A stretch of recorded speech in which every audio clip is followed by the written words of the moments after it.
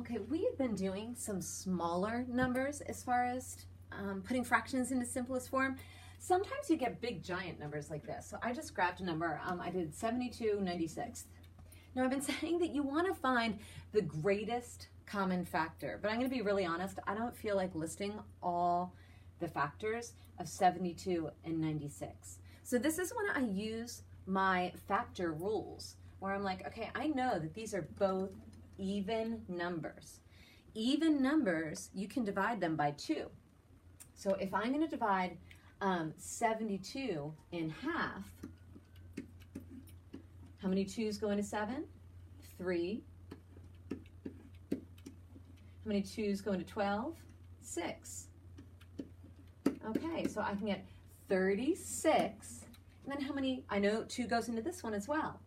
2 goes into 96. How many times? 2 goes into 9. 4 times. 2 goes into 16. 8 times. Okay, so now I'm going to get 48s. When I'm looking at these two numbers, these get actually a little bit easier for me, where I'm like, wait, I think 4 goes into both of these. Just because when I look at 36, I immediately think of 4 times 9. When I think of 48, I'm like, well, that's a 4 and that's an 8, so that would be what, 12, right? 12, 20, 48. So I could just like jump to that one if I wanted, or I could list all the factors of 36 and 48. Which do you want to do? I'm going to go ahead and I'm like, I know that 4 goes into 36 9 times.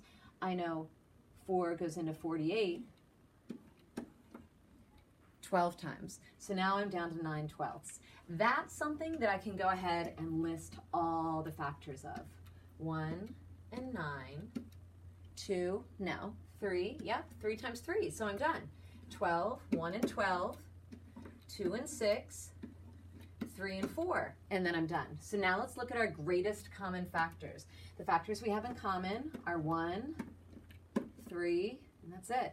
Greatest common factor is 3. How many 3's go into 9? 3.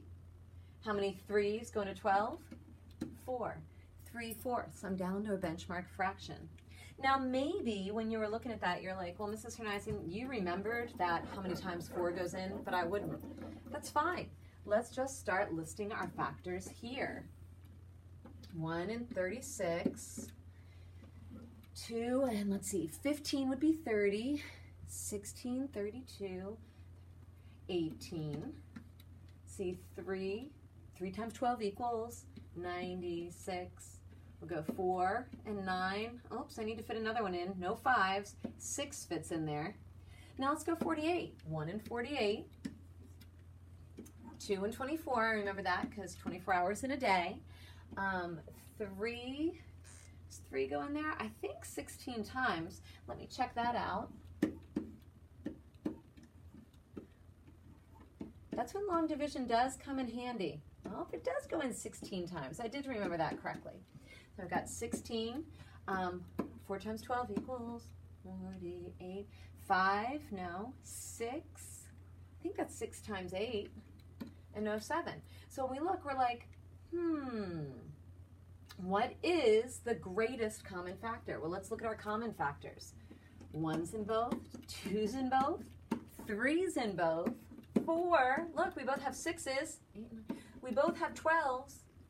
Our greatest common factor, 12. How many 12's go into 36? See, 12, 24, 36. Then there's 48. And then 60. So there we go. We got to 3/4, whether you remember the 4 or not, okay? Listing all the factors. See what I did when it was a big giant number? I'm like, yeah, let me break that in half if they're both even numbers, or let me just start with something to get smaller numbers so I don't have to list as many factors. I want to make it easier on myself, okay? It may take a few steps to get to the simplest form, but now I look at this and I'm like, all the factors of 3, 1 and 3. All the factors of 4, 1 and 2, 1, 2 and 4. That's as simple as it gets. I cannot make that any simpler.